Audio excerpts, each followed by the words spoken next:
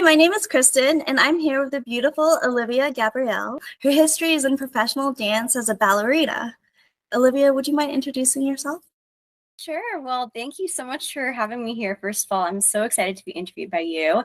And as far as a little bit about myself, well, my name is Olivia, and I've been dancing ballet since I was 3 years old. I have a background in Vaganova style, as well as Cuban ballet and Royal Academy of Dance. And I also have a few other ballet styles and other things under my belt, which I'm sure we'll get into later. But yeah, thanks again for having me. I'm excited to talk more. Could you just tell us a little bit more about the start of your career, starting at 3? Wow, that's amazing. So I'm very grateful to my parents for putting me in ballet. Of course, as a 3-year-old, I didn't just, drive myself to dance class and do all that. So first of all, a big thank you to my parents for supporting my dance passion, helping me discover this dance passion of mine. As far as highlights go, I would say that, number one, being able to dance in so many professional ballet shows, first of all, it was just, such a magical time. I've been able to dance in so many Nutcrackers as well as other exciting ballet shows, but I know everyone loves the Nutcracker and it's that time of year, so I figured I'd mention that. As far as outside of ballet, I've been able to dance in several professional music videos, most notably being Enrique Iglesias and his music video Chasing the Sun. That was really fun. And I've also had some other interesting opportunities, for example, being able to dance ballet at New York Fashion Week on a runway, which is really fun. And also, I'm also a musician, and I was able to be a musician for, interestingly enough, the rapper Future. So that was an interesting spotlight and part of my career. Also, it's not quite ballet, but it's definitely dancing. I was a professional cheerleader for the Miami Marlins and the Florida Panthers. So that was also super fun. So, being a ballerina and having that dance background and learning all the good qualities that you learn from the dance form, like all the discipline and dedication, it's really opened a lot of great doors for me. And it's definitely been fun reminiscing on all those cool opportunities I've had. And wow, that's so amazing. I'm learning so much about you. You said you're also a musician. What instruments do you play, or do you sing? I started out as a kid. My parents put me in piano classes, and the teachers hamster bit me, and I said I was never going back to piano because I was like 4 at the time. But I still actually love music. My dad's a musician. He plays the flute, and I always wanted to be involved in music somehow. So growing up as a kid, I ended up wanting to play the guitar. So I started off playing guitar. Then from there, I ended up wanting to play the ukulele because the guitar is kind of big for my hands. And I was like, what, ukulele would be really cool. And it's a little bit shorter and a little bit more friendly, at least for me at the time. And I also did sing. Like, I started singing in like my elementary school chorus. So from there, like, I was like playing ukulele and singing at the same time. And then eventually I joined in my school orchestra. I joined as an oboe player, and that was interesting. It was like it's an interesting woodwind instrument. And from there, I ended up playing the harp, surprisingly. So the oboe was something that I learned at my school orchestra. I asked my parents if I could start playing the harp because there's a lot of really beautiful harp music in ballet, and I was actually out on an injury, so I didn't want to just sit around doing nothing because I was on a pre-professional track in ballet. And I went from dancing 7 days a week, hours a day, to having nothing but schoolwork. So I was like, what? I needed something to do with my time. So let me try to still be involved in ballet somehow. And that's kind of how the harp came to be, because there's a lot of really beautiful harp music in ballet. And it's something that I've stuck with for a while. And I did actually some harp competitions in high school and got to do music videos and vow renewals and other exciting things with the harp, as well as volunteering. I've really loved volunteering. I was able to play at some different elderly homes and nature centers. I love how you found a way to weave ballet, which is, your passion, into other areas of your life. And I don't think there are many harp players, at least that I know of. Do you still play the harp to this day? I do, actually. I just recently had a harp meetup with the American Harp Society. I love classical harp. I do find it easier to be able to play a easier accompaniment and then also sing. So I did some Christmas carols that I've been practicing for the season. I'm looking into practicing a little bit more. So, who knows? Maybe I'll have an album or something come out soon. Oh, fun. I will definitely look out for that. And so are there any other highlights from your career? As far as highlights go, I would say all the really important life lessons that you learn, that's definitely a highlight for me. I mean, I don't know if I'd be the same person that I am today if I hadn't started dancing ballet. For context, I touched on this a little bit earlier, but I started off learning ballet in a specific style, which was the Royal Academy of Dance style, which is the British style of dancing ballet. There are all these different styles of ballet that come from different regions of the world. After learning about the Royal Academy of Dance style, I ended up transitioning to a different ballet school, which was a Cuban style ballet school. And all of the teachers were just amazing. Also very inspiring too, because they all came to the United States from Cuba and had a definitely a different background than my previous teachers. And I learned a lot of really great life lessons from them. From there, my family and I, we moved, and I ended up going to a Russian style school. And this school is definitely very much tailored towards the career focused individuals.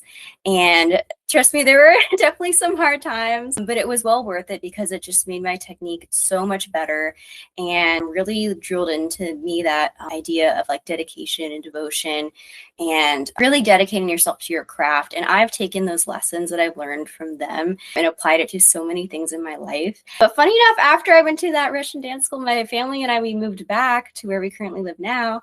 And I went back to the Cuban ballet school, and it was kind of like a really nice homecoming. And they've definitely been like a family to me. I'd say some highlights are just learning great lessons, learning a lot about discipline, and just also learning how to enjoy it along the way. Because when you feel so like dedicated to something, I have learned that you also have to enjoy the journey as well. So you just mentioned that you learned ballet from both the British point of view, and then you learned it from the Cuban point of view, and then you learned it from the Russian point of view. What are some of the differences between each of those? Oh, this is such a great question. And honestly, we could go on a whole podcast about the similarities and differences. So I'll try to just keep it very concise here. The Royal Academy of Dance is very systematic. It's all very mapped out, very systematic. It definitely does feel like an academy, which it's in the name, right? And it's very beautiful. I would say as far as like Cuban ballet goes, there's such a deep history in it, especially with like the different like Russian influence in Cuba and just the situation of the people there. There is, I feel like, a very emotive style to how it is danced and that the characters have when dancing them. It's more like you're learning at a pace that's good for you. And as far as Russian style goes, I mean, I would say I don't like to pick favorites because all ballet is beautiful, but I do think that there's something very special about the Russian style ballet. It just feels like the creme de la creme. I don't know how else to put it. I've learned so many great ways to express myself artistically when it comes to the Russian style, as well as really pushing yourself past the point of what you think you can do. Like, I remember first attending that school and seeing some of the things that the other girls in class were doing and just being like, I don't know if I could ever do that. Like, that is like insane, like what you're capable of doing. But then after being there for a few years, I was able to do it too. And it's definitely a bit more tough love, I would say, if you're willing to really commit yourself to it. So you could go into a whole dissertation about the differences and similarities. But you mentioned when you were talking about Cuban style dancing, you said it was more emotive, and when you're dancing those characters, do you get into character when you're dancing? Can you talk more about that process? What I think is really unique about ballet is, well, number one, it's an art form that doesn't involve speaking. Both the movements of the dancers as well as the music play such an important role. And I feel that when I'm dancing and practicing and there isn't music, like if we're just dancing to counts, I'm not quite in character. But when the music is on, there is something that just really connects you to that character. Like there's, for example, even if you're not like I don't want to say standout, but if you're not like the star role, for example, there's times where like I've danced in the core, which is like the kind of like the background dancers of like Waltz of the Flowers. And the music is set to Tchaikovsky. And there's just something so special and beautiful about Tchaikovsky's music that like makes me want to cry every time I listen to it, like happy tears. It's just so, it really connects with me.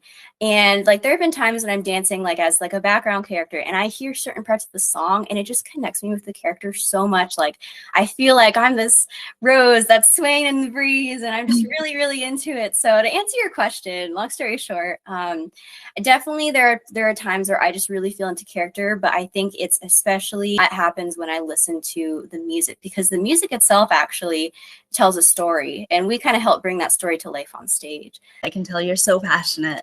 You're stepping away now from the stage and into a new chapter of life. Can you tell me more about that? Long story short, I had a life-threatening infection last year. I had to be in the hospital in the ICU for a while. First of all, I'm just very lucky to be here and lucky to be alive. So I'm thankful for that. But unfortunately, part of my treatment to help save my life involved several ankle surgeries and a really long recovery. And, unfortunately, because of that, I'm no longer able to dance at like a professional dance company anymore, just because my ankle's just really been through a lot over this past year and a half. Now, that is sad because, it's something I've been doing since I was 3 years old. I am, first of all, again, lucky to be alive. Second of all, lucky to even have my ankle, because the condition I had, it's very common to have amputations. And then, third of all, I'm actually lucky because while I was in my healing journey, I worked on a book to help keep myself close to ballet, almost like when I was younger and I was injured, I went into Harp. I was like, let me get into writing. And I ended up writing a book called 10 Ballet Stories, and it's actually now available at Barnes & Noble. And I just had my first major author event. And while I'm no longer like dancing on stage, I am transitioning into like my teaching era and my author era. And it has been a nice transition, a good way to still be connected to my art and my craft. In both of those periods of time when your life was more stressful, you gained a new skill, you created something from it. I think we all can learn from that. I think that's beautiful. Can you tell me more about the book itself, 10 Ballet Stories? So let me just do a little show and tell real quick. So this is my book, 10 Ballet Stories. Basically, it's 10 different famous classical ballets, and there's little illustrations too. But there are 10 different famous classical ballets, for example, like the Nutcracker, Swan Lake, and each chapter represents one of those ballets. It's a storybook in a sense that it goes over the stories behind those ballets. So this can be really helpful for anyone who wants to go see a ballet, but they don't know what the story is necessarily about. Because again, like I said earlier, ballet tells a story, but people don't speak. So even if you go to a ballet, you might still be able to understand some things. But as far as like more of the nuanced parts of the story, that's where my book really comes in handy, where really all ages, it can be helpful to learn about these 10 different ballets and the stories behind them. I still tell the stories in a fun, imaginative way. It's a great learning tool, but also it's great for entertainment. Like one of my mom's friends bought the book and she told me that English isn't her first language. And she told me like it was a really enjoyable way for her to practice her English. And she read all the stories and really enjoyed it. It's really fun for anyone, for both kids and the young at heart, I'd say. Oh, that's wonderful. I understand that you have your first creator event next year. Could you tell me more about that?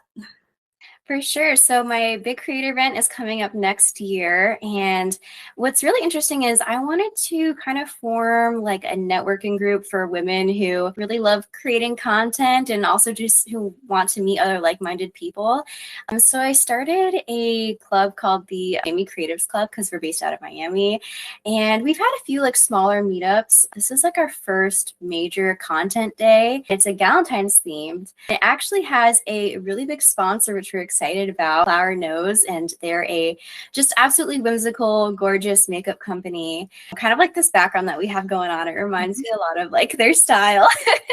So it's a good choice. For 2026, we're having a Galentine's Content Day event. It will be at a professional photo studio in Miami, and we will have a bunch of free product as well as photo op areas and other fun surprises. It is a free event. There are limited spots, but if anyone listening is interested in going, I definitely encourage you to reach out on Instagram to Miami Creatives Club and ask for some more details, and we could potentially welcome you to the event. I really miss like the camaraderie of like, when I would go to ballet class, I'd be surrounded by so many amazing, inspiring women. And I kind of miss that. I was inspired to start this group because it was just a good way to network with other women and really lift each other up and enjoy each other's company. Thank you so much for sharing. Thank you, Olivia, for your time. Please share your social media or what you would like people to follow to get to know you more.